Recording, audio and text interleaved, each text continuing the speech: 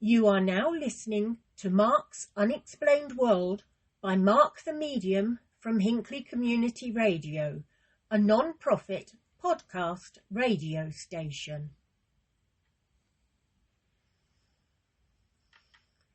Tonight's episode is about the Great Beer Flood of 1814. So it's over to you, Mark.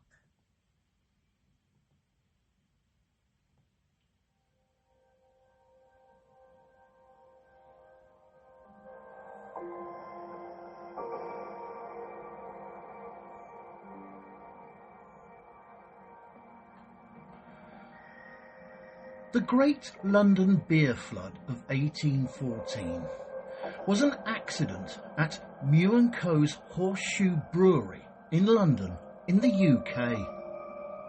The incident took place on the 17th of October 1814 when one of the 22-foot tall or 6.7 metres wooden vats of fermenting porter burst open. The escaping liquid then dislodged the valve of another wooden vat and destroyed several other large barrels in the vicinity. A total of between 128,000 and 323,000 imperial gallons of beer were released into the streets of London. The brewery was very nearly bankrupted by the event. But most concerning was that 8 people were killed, with 5 of them being mourners at the wake being held by an Irish family for the death of a 2-year-old boy. Greetings, Unexplainers. Thank you for tuning in again and listening to this episode of Mark's Unexplained World. My name is Mark Hughes. I'm a psychic medium, a ufologist, and a man who admittedly likes his beer. In this episode, I'm going to tell you about the story surrounding the Great London Beer Flood of 1814. And this week's necessary disclaimer. This story is a tale that sadly involves people losing their lives, so may prove upsetting to some. You listen at your own discretion. Also, all opinions and comments are strictly my own, but the facts still remain. I also apologise if I pronounce anything incorrectly. My English, although it is my first and only language, will probably sound like I have been drinking a few beers myself. Anyway, let's get back to the story.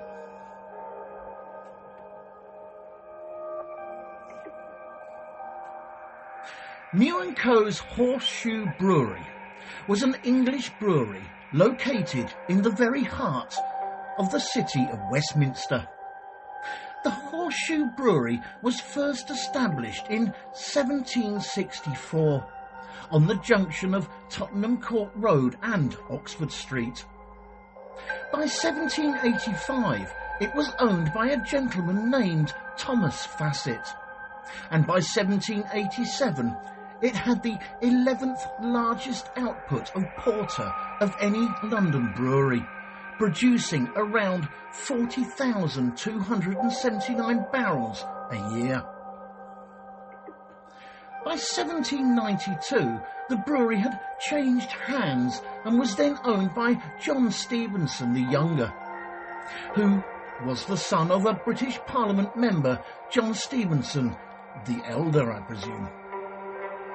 And in 1794, the brewery then changed ownership once again and was passed on to the businessman Edward Bailey, who then ran the brewery until January 1809.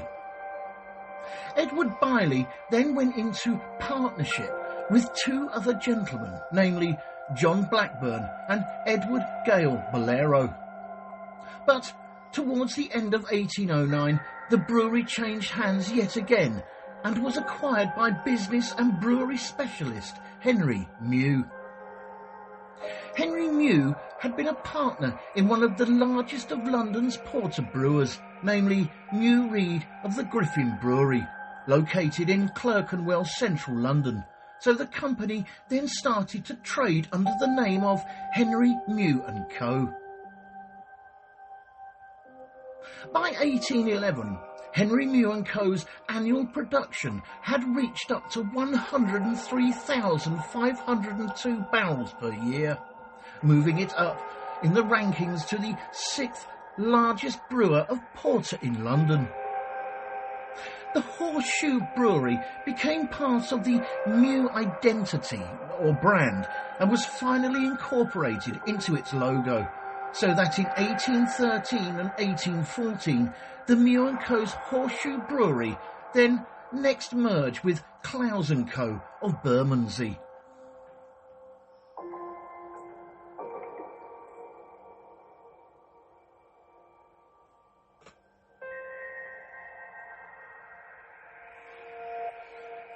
Henry Meux's father, Sir Richard Meux, who had previously co-owned the aforementioned Griffin Brewery in Liquor Pond Street, now Clerkenwell Road, London, had originally constructed the largest vat in London capable of holding 20,000 imperial barrels.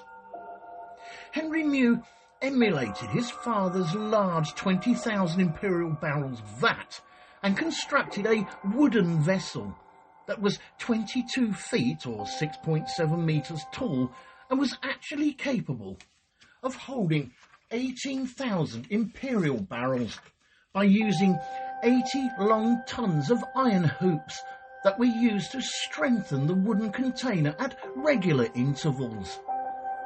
Henry Meux only brewed porter, which was a dark beer that was first brewed in London and was the most popular alcoholic drink in the capital. Meux & Co. brewed 102,493 imperial barrels of porter in the 12 months up to the July of 1812. By far the best version of porter was the ones that were left in the large vessels to mature for at least several months or even up to a full year.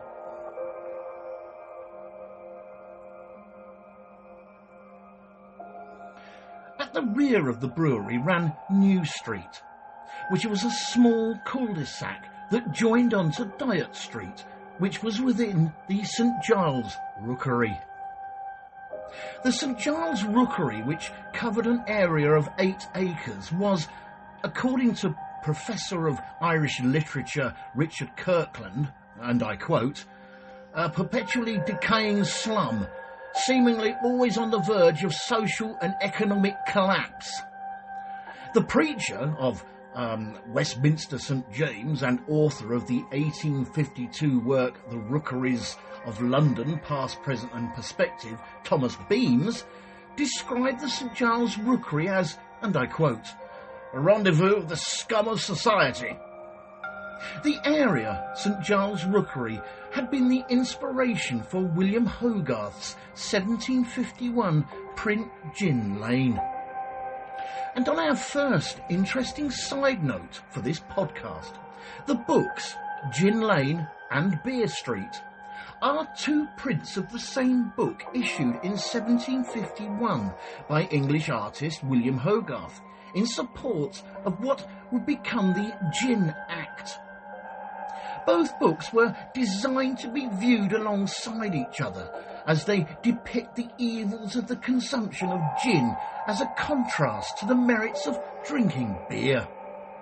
Simply put, William Hogarth portrays the inhabitants of Beer Street as happy, healthy and nourished by the native English small beer and ale, while those who live in Gin Lane are portrayed as having been destroyed by their addiction to the foreign spirit of gin.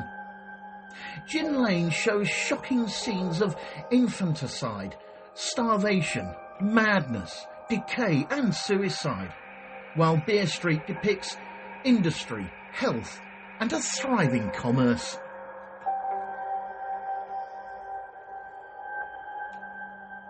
After this first short break, in part 2, we will look at exactly what happened in Meux & Horseshoe Brewery that started the Great London Beer Flood of 1814.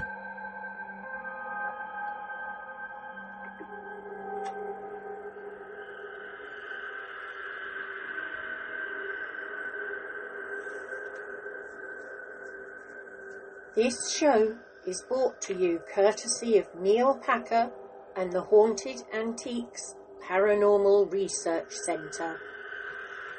Find them online at www.hauntedresearchcentre.com or at 9 to 11 Regent Street, Hinckley, LE10 1AW. Open on Saturdays from 10 a.m. to 4 p.m. for guided tours of the haunted rooms at just £3 per person. Booking is essential at all times, and over 16s only, please, unless accompanied by an adult. The haunted rooms are extremely haunted, and paranormal activity could and has taken place at any time. Some areas and particular objects or items can be quite scary and unnerving. Membership is available for £25 to qualify for selective offers. And why not download the app, available on both iOS and Android, for only $3.99, to keep up to date with what is coming up at the centre.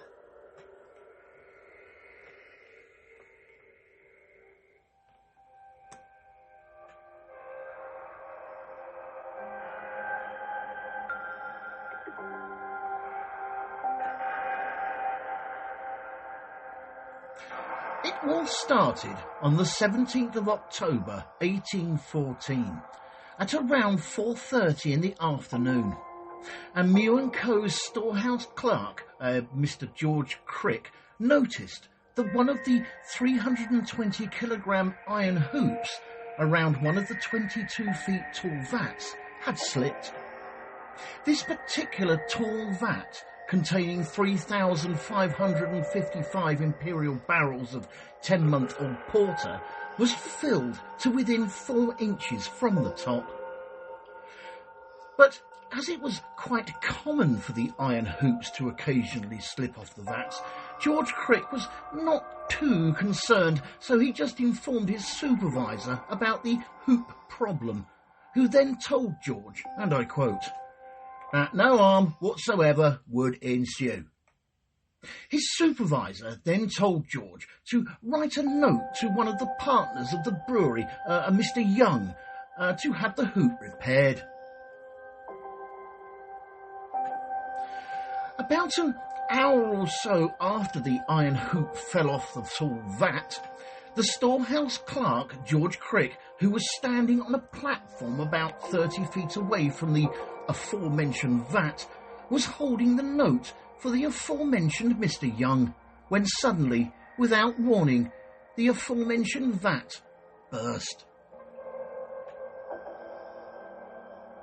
The force of the 3,555 imperial barrels of 10-month-old porter's release proved too much for the 22-foot tall vat, and gushed out with such a force that it knocked the stopcock from the neighbouring vat, which also then began discharging its contents, destroying several hogsheads of porter, with their contents adding to the flood.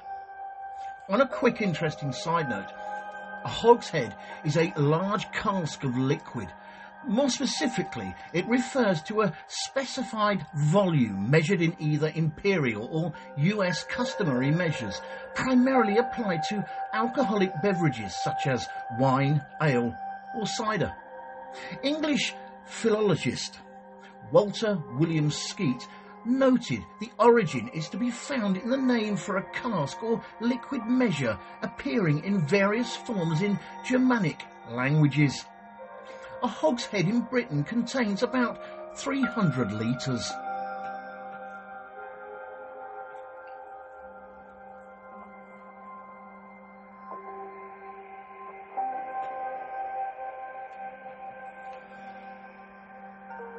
The force of the alcoholic liquid destroyed the 25-foot high and 2.5 bricks thick rear wall of the Meux & Co brewery.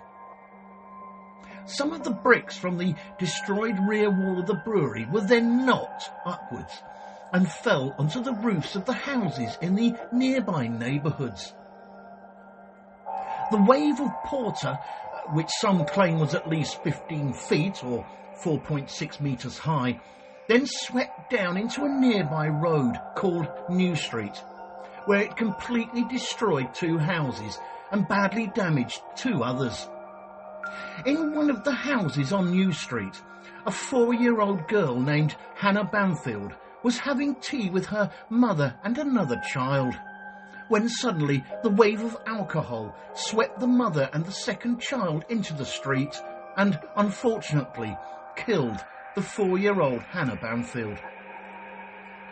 Meanwhile, in the second destroyed house, a wake was being held by an Irish family for a 2-year-old little boy. The boy's mother, Anne Saville, and 4 other mourners, including Mary Mulvey and her 3-year-old son, with 2 other ladies called Elizabeth Smith and Catherine Butler, were all killed by the flood of porter. Another victim to the porter flood was 14-year-old Eleanor Cooper, who worked as a serving girl at the publican house of the Tavistock Arms in Great Russell Street, which backed onto the Meux & Co brewery. Eleanor died when she was buried under the brewery's collapsed rear wall, while she was washing pots and pans in the pub's outside garden. And another child, Sarah Bates, was found dead in another house, again by the flood in New Street.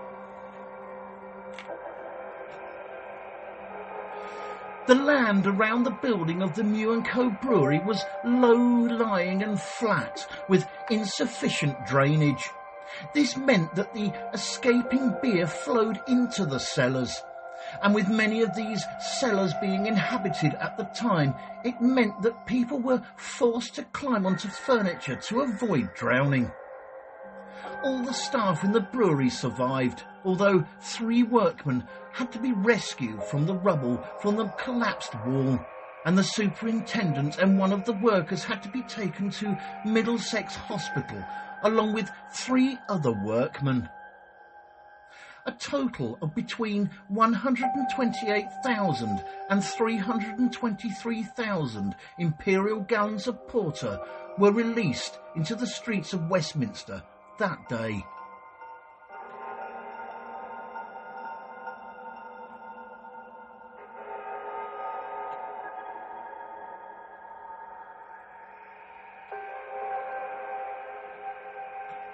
There were reports a few days later of hundreds of people collecting the beer in buckets, pots, pans and various other containers that they could use, which caused mass drunkenness.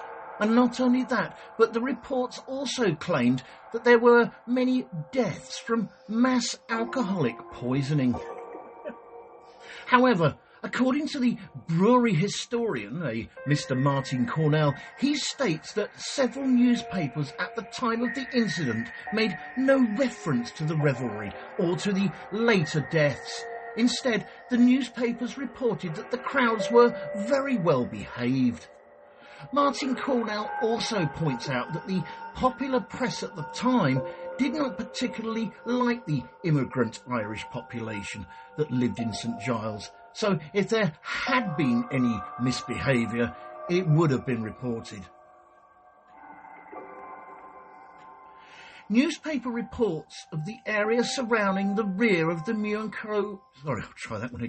Meux & Co brewery claimed that, and I quote, "The scene of desolation presents a most awful and terrific appearance, equal to that which a fire or earthquake may be supposed to the occasion." The aftermath of the incident became immensely popular viewing, with watchmen at the Meux Brewery charging people to view the remains of the destroyed beer vats, with over several hundred spectators coming to view the scene. The mourners who were killed in the accident were given their own wake at the Ship Public House in Bainbridge Street, and the other bodies from the incident were laid out in a nearby yard by their families, so that the local public could come to pay their respects and especially donate money for their funerals. After this second short break, in part 3, we will look at the coroner's inquest and the aftermath from the Porter flood incident.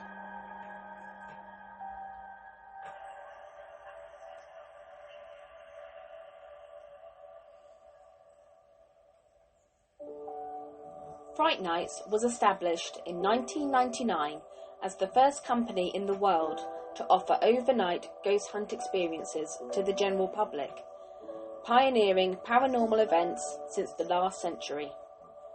Fright Nights operate at hundreds of the UK's most haunted and exclusive venues. All events have their own team of experienced paranormal investigators, mediums and psychics. They have a VIP members club for regular returning guests, offering loyalty discounts and exclusive invitation-only events. They can also host private events for your family and friends. You can contact them on 07852 998 628 or email them at office@frightnights.co.uk.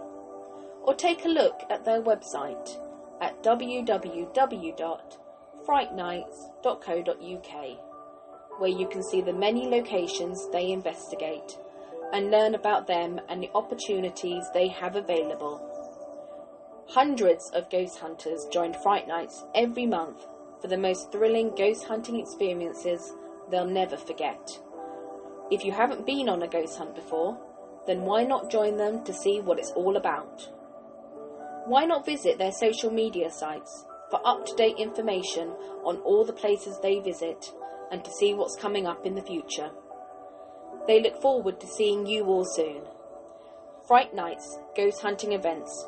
Remember, only the original will do.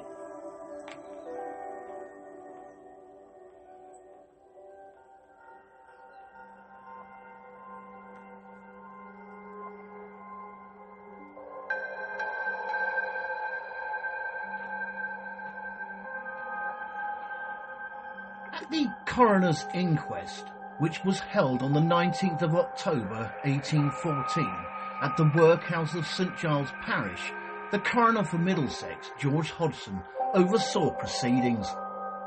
The names of the victims were read out as follows: Eleanor Cooper, aged 14, Mary Mulvey, aged 30, and her son Thomas Murray, aged 3, Hannah Banfield, aged 4 years 4 months, Sarah Bates, aged 3 years 5 months, Anne Saville, aged 60, Elizabeth Smith, aged 27, and Catherine Butler, aged 65. On an interesting side note here, inquests in England and Wales are held in cases of any sudden or unexplained deaths. In England and Wales, the inquests are the responsibility of the coroner, who operates under the jurisdiction of the Coroners and Justice Act 2009. In some circumstances, where an inquest cannot view or hear all the evidence, it may be suspended, and a public inquiry will be held with the consent of the Home Secretary. There is a general duty upon every person to report a death to the coroner, especially if an inquest is likely to be required. However, this duty is largely unenforceable in practice, So the duty falls on the shoulders of any responsible registrar. Where the cause of death is unknown, the coroner may order a post-mortem examination in order to determine whether the death was violent. If the death is found to be non-violent, then an inquest is necessary. Unnecessary. Sorry, it's unnecessary, my apologies.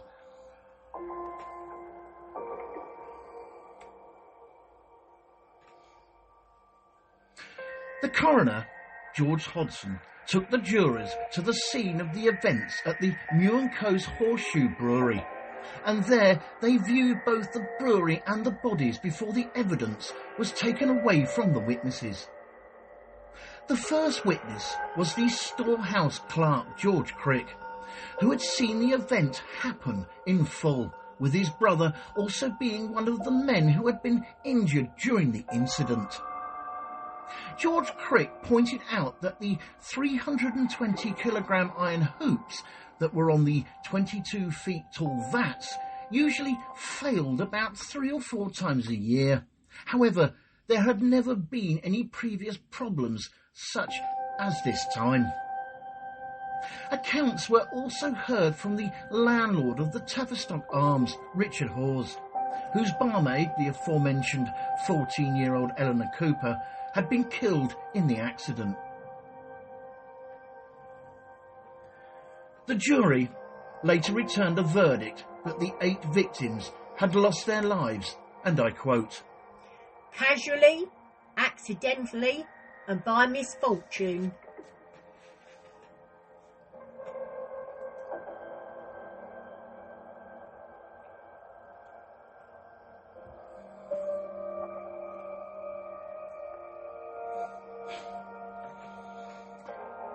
Due to the coroner's inquest reaching a verdict of an act of God, Meux & Co. did not have to pay out any compensation. On another interesting side note, in legal usage of the English-speaking world, an act of God is a natural hazard outside of human control, such as an earthquake or tsunami, which frees someone from the liability of what happens. An act of God may amount to an exception to liability in contracts, or it may be called an insured peril on an insurance policy. In Scottish law, the equivalent term is damnum fatale, or roughly translated as loss arising from an inevitable accident. While in common law, the most proper legal systems use the term of an act of God. Due to the disaster, the lost porter, the damage to the buildings and the replacement of the vat, the cost to Meux & Co. was £23,000. And according to the Bank of England's inflation calculator, in today's money, that is about £1,500,000. Well, you could certainly buy a few bites of ale with that, couldn't you? After a private petition was raised by Meux & Co. to Parliament, they managed to recover about £7,250 from Her Majesty's Customs and Excise, which was a pretty good thing really, because it saved them from certain or definite bankruptcy. As a result of the accident, large wooden vats or tanks were phased out across the whole brewing industry and replaced with lined concrete vessels.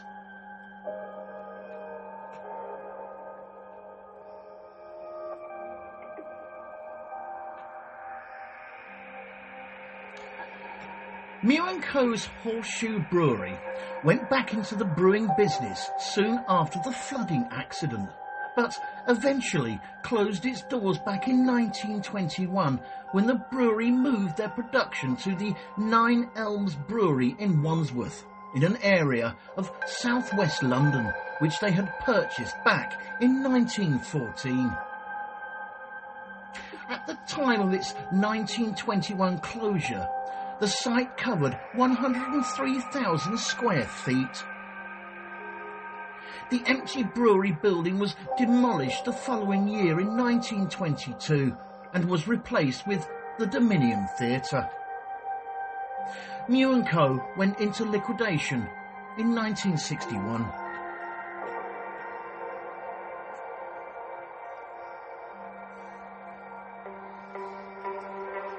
Thank you all for taking the time out to listen to this episode of Mark's Unexplained World. In our next episode, show number 82, we are going to be looking at the strange story of the Tromp family. The Tromps were a normal, hard-working, happy family until one day the family of 5 all disappeared on a tech-free road trip.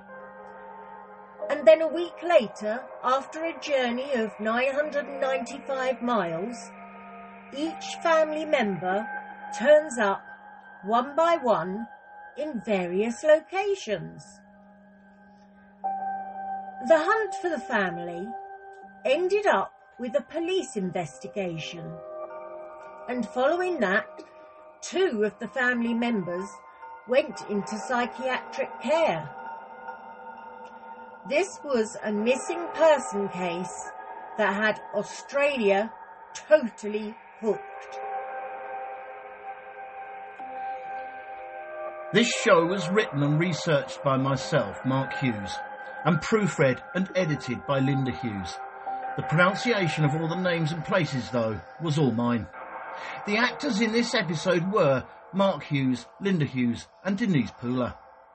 With special thanks to Neil Packer and the staff at the Haunted Antiques Paranormal Research Centre in Hinckley. And a big thank you to everyone for listening. Mark's Unexplained World, because there's more to the paranormal than meets the third eye. And remember guys, keep it real, because being real is better than being perfect. This show and all its contents are covered by basic copyright of Mark the Medium.